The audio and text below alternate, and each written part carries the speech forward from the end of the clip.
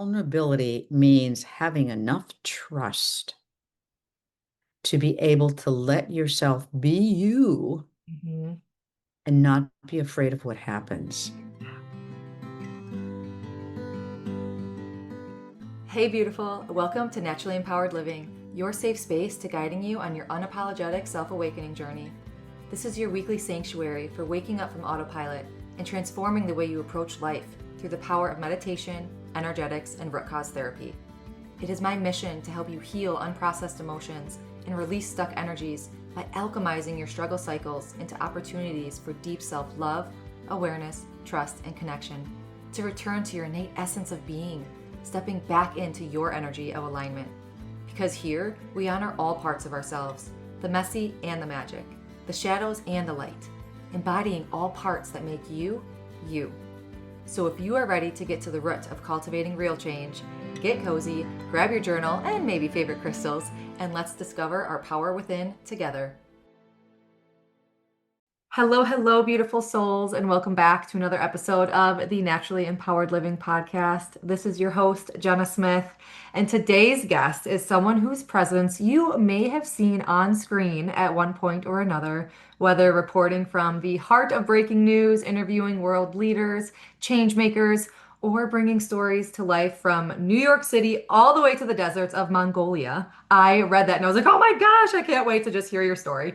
So, Jane Hanson is a 9-time Emmy-winning journalist who spent decades anchoring the news for NBC and interviewing people from presidents to everyday people simply making an impact. So, I am so excited to talk to you here, Jane, on the show just to really hear about your mission and hear about how you've kind of transformed your viewpoints, or not even viewpoints, but just transformed where you were in that spotlight, speaking, being such a just well-known journalist to now bringing that presence, clarity, and heart to a newer mission of helping entrepreneurs, authors, business leaders, people in general, just showing up with confidence, whether on camera, on stage, or simply just being themselves. So, welcome to the show.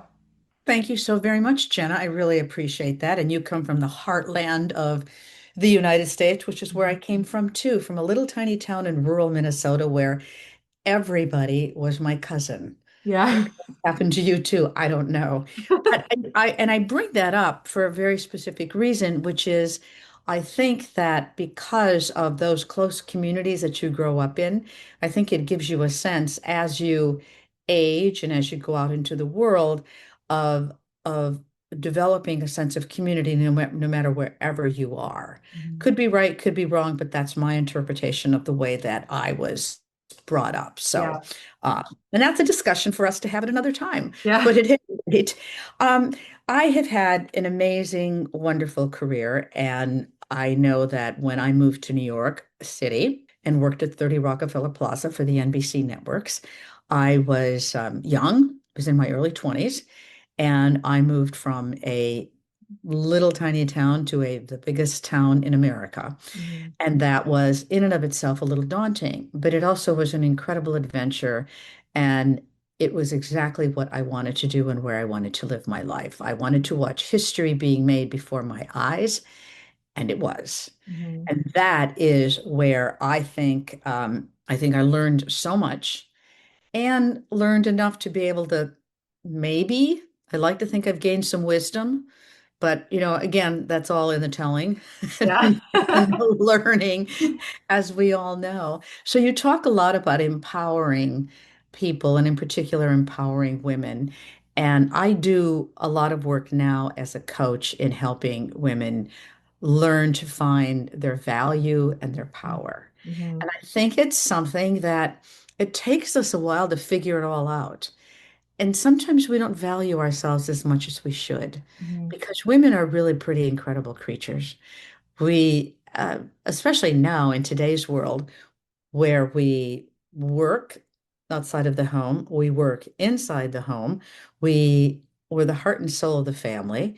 We are literally, if you think about a corporation, a woman in a family runs the corporation. She's the CFO, the CEO, the COO, the marketing manager, the um, the salesperson, the budgeter, you name the whole list. Hmm.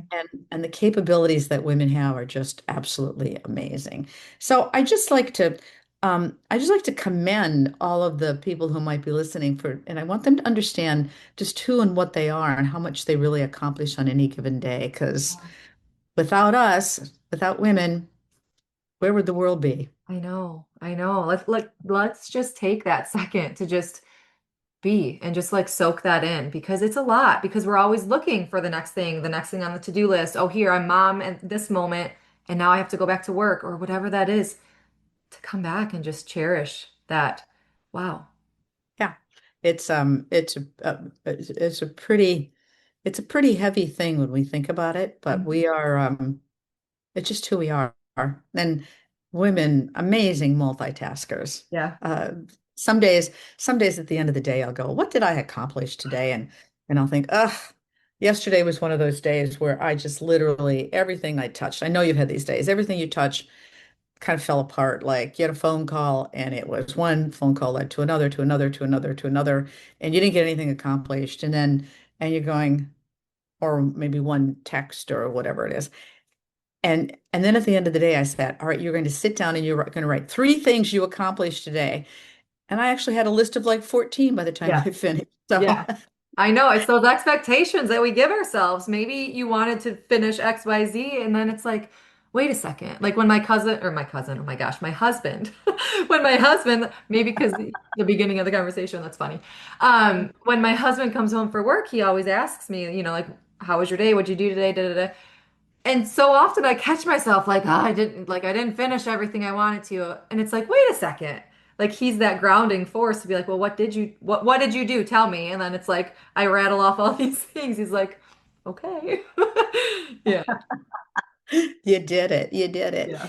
But what you mentioned a couple of the things that I've done in my lifetime in a career as a journalist, which was pretty hefty, heavy duty, Yeah. pretty fun, and a lot of great things. So let me tell you a little story about my trip to, you said Mongolia. So Yeah. I was doing a show for NBC at the time, and that was all about New York City, and it came out of 9/11 because after 9/11, New York was just in a horrific place.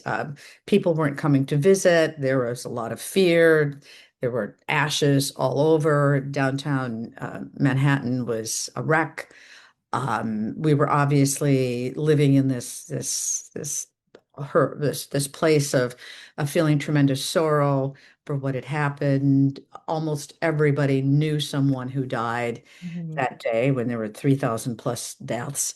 And I said, we've got to do something to revitalize the city. So I begged and begged and begged to do this show that I wanted to call Tonight in New York, and to really use it as a way of celebrating all the phenomenal things that New York City is. It's culture, it's people, it's geography, it just there's so much that happens on any given day in the city that they say never sleeps. And truly it never sleeps because I used to get up at 3:20 in the morning to do an early morning broadcast. And when I'd be out going to work at that hour, there are plenty of people still out or starting the day. So I can Yeah. tell you it truly never sleeps. Anyway, so it was determined that the show would be one where um, if I could find an association with New York, it was a one subject show, I could travel anywhere. Well, it just so turns out that I'm at lunch one day with some people at the American Museum of Natural History, which is a phenomenal place if you've never been there in New York. And they have rock star paleontologists. I mean, these are the greatest discoverers of our history, of our, animal and molecular history in the world. And so they were going on a dinosaur dig to the Gobi Desert of Mongolia. And I said, why don't we come with you? And so we did. Mhm. So we go into the Gobi Desert, which is about 700 miles from the capital, called Ulaanbaatar.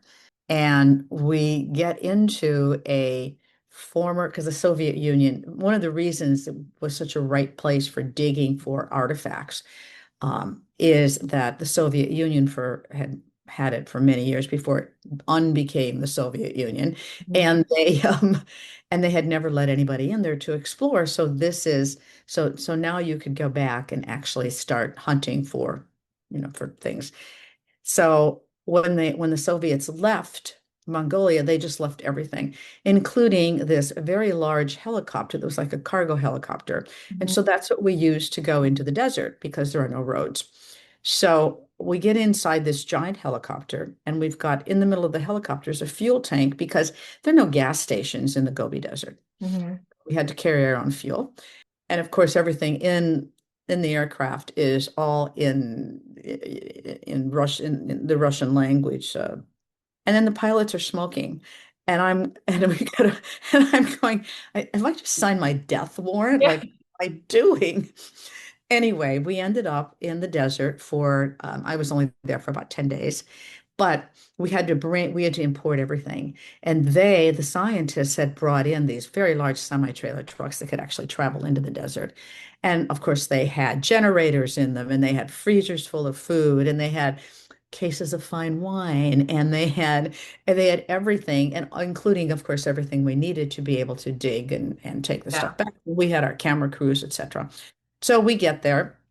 And we had a wonderful, I mean, it was really wonderful, even though it was about 110 to 120 degrees most of the time.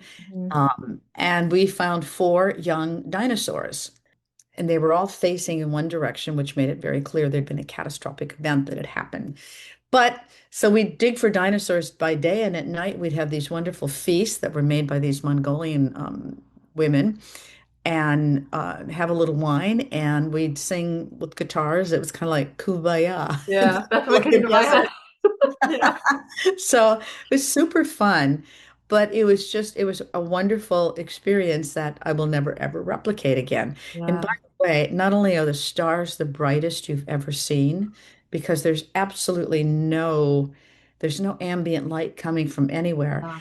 but because there's also no noise, you could hear almost a whisper from a football field away. Wow.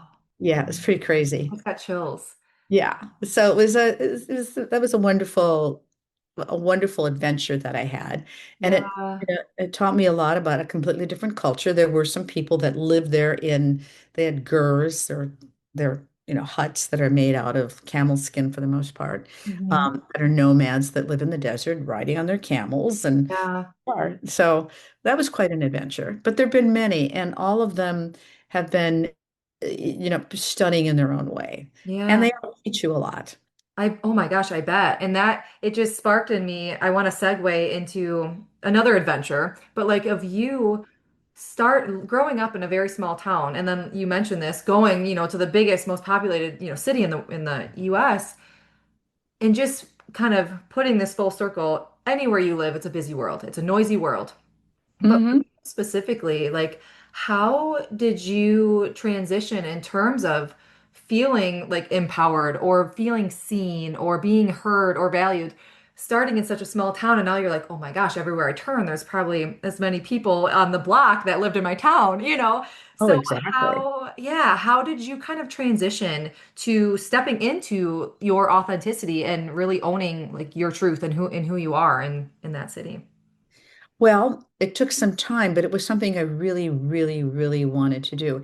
Yeah. I had the advantage of being on television, Mhm. which meant that I was exposed to a lot of things very early on, some of them marvelous and some of them frightening. Mhm. I went into neighborhoods that were neighborhoods I mean, because back then, this is a long time ago, New York was not as safe as it is today. Mhm. I remember one of my first uh, adventures with a camera crew. I was up in Harlem where there was a fire raging that was really affecting, uh, a very large housing complex, and there were people out on the street. And so I'm off trying to find people to talk to. And I went off by myself, which apparently I didn't recognize because I didn't know the danger Mhm. of that particular neighborhood. And as I came back to the live truck that we had, I can hear I can hear somebody frantically on the radio going, you've lost the new girl. So, so apparently I was not supposed to be out of somebody's company to make sure. I mean, it was fine, but there was a little fear about, I was just looking for people to interview because I Right. was eager and I wanted to do my job well. Mhm. Um, what was interesting about it was the fact that there's a story that there's a that in New York City, there's a story on every street corner. Yeah. And there is. And I think there's a story on almost every street corner in America or almost in the world, because if you're willing to look for it, you can really find something. You can find an interesting person, an interesting tale. There might be something historic, whatever it is. There's a lot that goes on. So I used that to my advantage. I also knew that I was very young compared to a lot of the people that worked at this television station. They were veterans. They'd been around for a long time. I'm sure they looked at me and thought, what the heck is she doing here? Mhm. So one of the things that I chose to do early on was to speak to and to seek the advice of these veterans and people who'd been around a long time, be it covering a particular story and saying, look, I don't know the background. Mhm. Help me here. What's really important? What's the history? Or of saying, tell me how this works, or tell me what I'm doing right, tell me what I'm doing wrong. It was seeking advice. Mhm. And what I learned quickly was that instead of people saying, you go learn it for yourself, kid, they said, of course, we're happy to help you. And I Mhm. think that's something that we don't necessarily do as much as we should, which is ask for help, Mhm. ask for advice. Lean on people who have come before you because they know the ways. A, it will save you time. B, it really helps create a bond of some sort. And it also, you just learn so much. And Yeah. so I really would encourage people, say you're going for a new job, say you're making a transition, say you honestly don't know your way around, whatever it is, don't be afraid to ask for help. Yeah. It doesn't mean you're stupid. It means that you're wise. Mhm. So that was another thing that really helped me.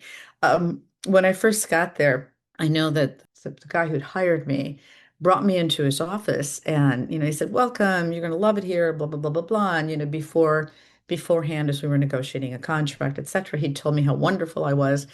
And so I walk in the door, and he hands me a bunch of business cards, and I go, well, what are these? He goes, that's a voice coach. That's a stylist. That's a hairdresser. I went, I thought you loved me. He goes, oh, it's just a little polish. I lost my words for a minute. Yeah, Huh. just a little polish. So it was clear that I probably needed to up my game. And it was lovely. But at first I wanted to take offense, like, what's wrong with Yeah. me? And then I thought, don't be Don't be silly. Yeah. Just go for it. I mean, they're offering you this opportunity, go for it. And the other thing was that I worked really hard. The first day that I walked into NBC, and I don't know if you remember this name because has been gone for a while, but if you used, if you watched Saturday Night Live for a long time, there was um, a guy named Don Pardo who would always introduce the show. And Don and everybody knew his voice. So I got onto the elevator that very first morning, and he's in the elevator with me. And he goes, kind of like, hello, kid, what you doing here? And I said, oh, I'm starting work today, as a reporter for NBC. And he goes, where are you from? And I told him I was from Minnesota. He goes, you're going to be fine. I said, well, how do you know that?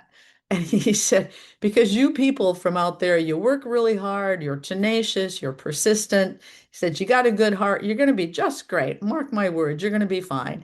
Good luck. And he got off the elevator. But Oh, I've never forgotten that moment. It was like serendipitous. It was somebody right there telling me in that moment, giving me a pat on the back saying, you got this. yeah. So never forget how your words can affect people either. Yeah. Well, exactly. And you said a couple, I mean, just key points in terms of speaking to people or not being afraid to ask for help. that helps build your own confidence too. Because like putting yourself in my opinion, putting yourself in vulnerable positions, Hmm. you're putting yourself out there, but you're also building that trust and that confidence within you too, because you'll be able to get through it.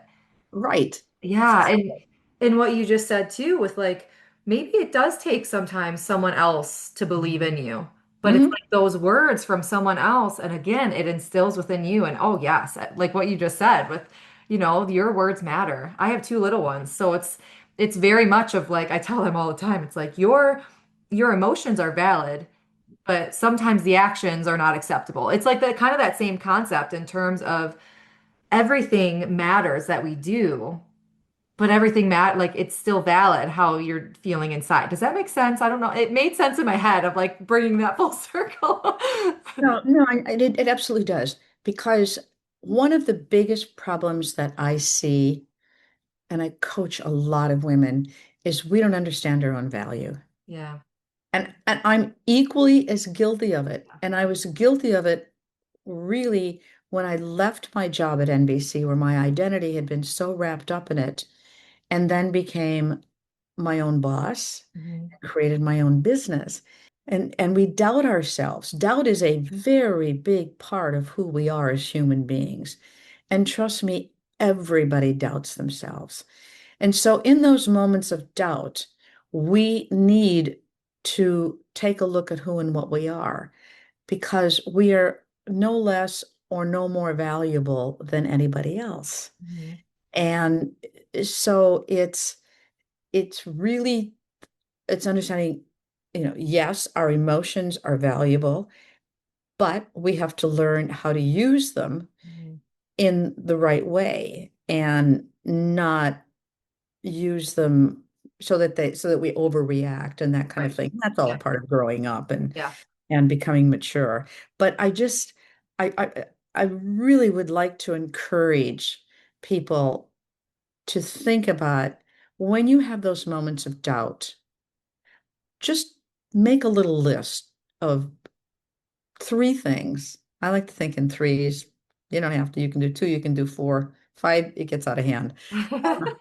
But just write down just a couple, three things that you're really good at. Yeah. And it's also a great exercise if you're thinking about making a transition in your career, if you're having some trouble in a relationship, all of those things, just focus for a minute on what your own value is. Mhm. We are so busy taking care of other people, and we're so busy thinking about, did I do the right thing? Am I am I good enough? Am I this? Am I that? That we fail to recognize what we really are good at. Mhm.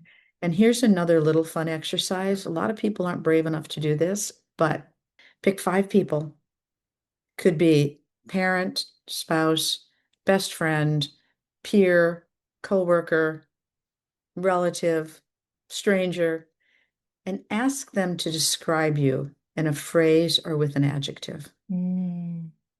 And when you do that, you are going to be very surprised, because you may think, I'm totally unorganized.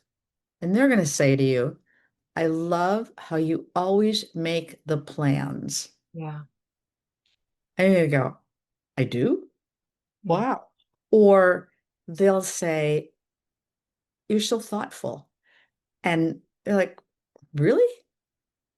Or you always know the right thing to say. Whatever they tell you, Yeah.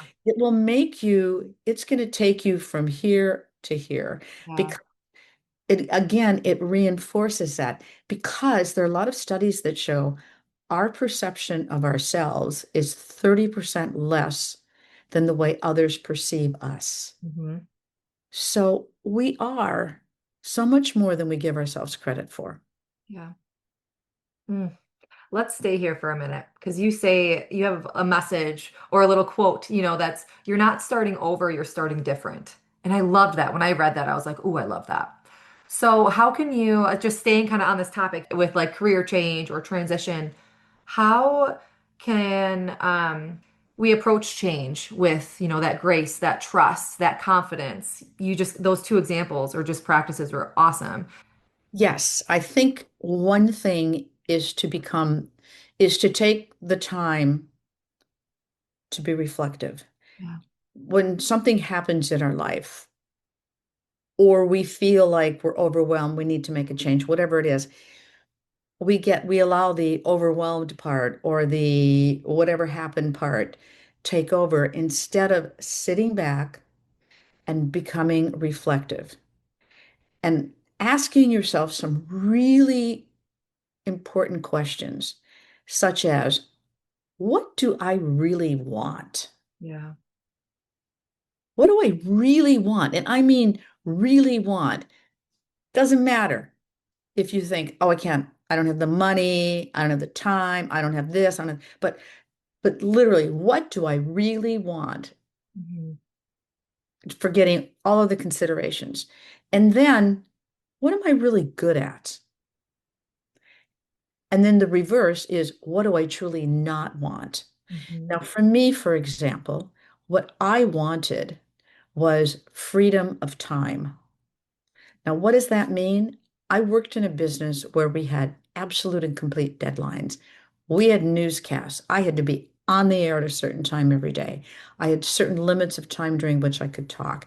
I had, um, I had, my life in a certain sense wasn't my own in terms of time. Right. I wanted the freedom to be able to say, no, I'm not going to do that. So that was really important for me. Hmm. Maybe other people don't feel the same way, but it's figuring out, what do I truly want? What do I want my life to look like? Because you can get there.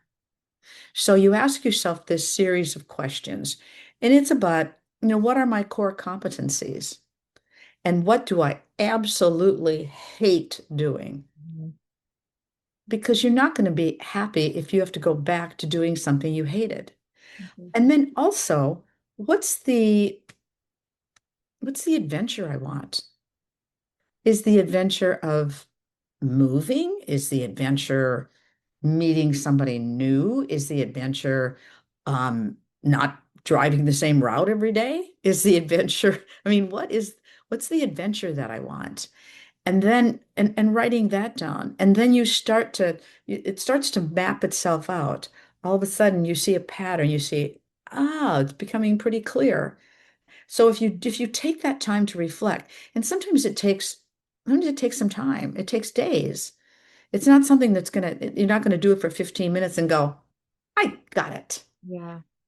So, and we are not a very reflective society mainly because we don't have a lot of time. Hmm. So I really encourage, the people that I work with and the people that I know, and I get a lot of phone calls. I shouldn't say phone calls because actually it's more texts and emails and social media things, that from people who say, how do I make a transition and how do I make it the right one for me? Yeah. And and then and again, getting back to that other thing I started talking about, which is asking for help. Hmm. Ask people for help. They're very willing to give it. And it might be sometimes it's people you haven't talked to or seen in months, years. They show up out of the woodwork. It's like, I really want to do this. And I remember so and so had that as a hobby. I'm going to call them or Yeah. I'm going to reach out to them. And guess what? They help you. They Mhm. give you some ideas. So it's really making these decisions wisely by reflecting, by reaching out to people, by taking the time to do it, and by digging really deep inside yourself. Yeah. That digging deep is important. It is, and I'm really thankful that this episode is going to air after my last two episodes. We talked about building the confidence within yourself, really stepping into your authentic truth, bringing in the polarities of humanity, how they could bring duality in the collective, in humanity, but we need to be confident in speaking our truth. Mhm. something I talked about, it was either last week or the week prior. I talked about instant gratification, and you kind of dabbled a little bit because we live in such a busy, noisy world. We're always so busy. We never have time. But to take that time to connect with ourselves, what is more important than that? True. And by the way, I am the queen of instant gratification. Oh, I mean, we all, that's where we live. It takes a lot of intention to take that step back. I so when you're in the news business, every day you're putting something on the air, it's always immediate, etc. And so it took me a long time when I left Yeah. that business to understand that A, I wasn't someone's first priority. B, I'm not going to get an answer in 5 minutes like I was used to getting. C, I just had to learn to sit still. Yeah. And I think that's the hardest thing to learn. Oh, yeah. But instant gratification doesn't mean that it's the right gratification. Mhm. It means that you got what you wanted or you felt you wanted in that moment, but might not be what you need. So if you study Buddhism or take a look at a lot of all of that kind of Eastern methodology, what you see is the consistent need to sit still. Yeah. So I would really talk about sitting still for a few moments. We are too overwhelmed. And in fact, there are days, I had one 2 days ago when I needed to shut the world out. Mhm. So I literally hid. I just shut off my phone. I was nowhere near my laptop. I went off to kind of this wellness spa place and I just sat there. Mhm. And I had a lot of people who reached out to me later and said, "Are you all right? What's the matter? Blah, blah, blah." I'm like, I couldn't, I was overwhelmed. Yeah. And we do get overwhelmed. And I don't even think we recognize it until all of a sudden, until you get a day like I had, which was, I got to escape all of this. Yeah. Cannot look at another text. I cannot read another email. I can't listen to another story. Mhm. So do it, try it. Yeah, exactly. And trust me, on this show, like it's all like I understand we live in society. It's how to really harness those tools. And you brought so many amazing practices to this episode that I'm really excited and thankful that to bring that to the listeners. But it really does come back to what is most important. Like you are living your life. And to really come back to or step into maybe for the first time. I am working with someone in their mid 50s and she mentioned how she's like, I don't know if I've ever felt fully myself in my entire life. And that is a very vulnerable thing to say. And it's I'm getting tears in my eyes because it's a very beautiful thing at the same time to really have that awareness and come to that place of awareness for yourself. Oh, I'm crying. I And love it. I, yeah, I, I want to use that word vulnerability for a moment please. because vulnerability is so important. When we are vulnerable, we are the most human Mm, of beings. yes. And vulnerability doesn't mean that you're blurting out your deepest soul things and that somebody's going to come and attack you for it. Mm-hmm. Vulnerability means having enough trust to be able to let yourself be you and not be afraid of what happens. So I just, and when you are vulnerable, your world changes for the better. Yeah. And sometimes it's really hard because we're so not used to maybe saying the words that allow us to be vulnerable. Mhm. And and so there's a fear that comes with it. Um, so do you read Brene Brown? Well, that's who I thought of. Yes. When you said vulnerability. And yep, I have a quote of hers on my website. Love Yep. her. I because I do a lot of yeah, she's a big deal for me. Mhm. It goes directly against what everything is on social media. Because in social media, although you may see, look what happened to me today. That's not really vulnerability. Right, That's just trying to get attention right. or something. I don't know what it is. But when you actually allow what's coming out, what's deep inside, it becomes it frees you. I Mhm. mean, back to that notion of freedom. I mean, I talked about freedom of time, but I would love people to think about having the freedom to be vulnerable. Yeah. Really amazing what happens. Yes. Thank you for sharing that. So where can we find you? Where can we support you? What services do you offer? I have a coaching service. My website is janehanson.com. My email is very simple. It's called jane@janehanson.com. And I offer all kinds of coaching. My coaching is all about communication.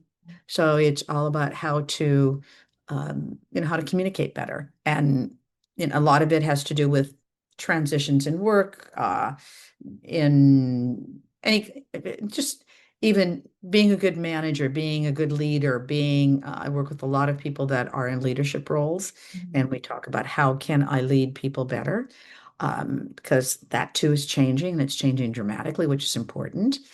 Um, and my favorites are, again, I love working with women, and I love women who are in very, very strong roles, who walk into a boardroom and say they feel like they're back in kindergarten. Mm. So I make them strong enough to be able to be um, in graduate school when they walk into that boardroom. I love that. I had that visual as you said it, and that's such a good comparison. Yeah. So there. So it's that's what I do. That's who I am. And love to speak to anybody anytime. Yes, So thank you. Thank you so much. I'll share all of that in the show notes here of this episode. And to our listeners, just thank you for being here with us today. Jane, thank you so much for your time and space. you're very welcome. Have a wonderful day. Yes, you too. Take care. And to our beautiful listeners, until next week, as always, simply be you. You have everything inside of you to learn your energy of alignment and be unapologetic in who you are. We are sending our love and light. Did you find this episode free or empowering? Please read my review. Tickle, tickle, tickle, boop. Thank you for spending the sacred time with me on Naturally Empowered Living. If this episode brought you closer to stepping into your energy of alignment, I'd love for you to leave a written review and share how this show has supported your journey. Your feedback truly lights me up and helps others find the space of transformation. And sharing it with someone who might need it spreads the ripple of healing even further. Be sure to check the show notes for ways to connect with me and explore personalized healing sessions and mentorships to deepen your self-awakening journey. Thank you. I appreciate all you are and all you do.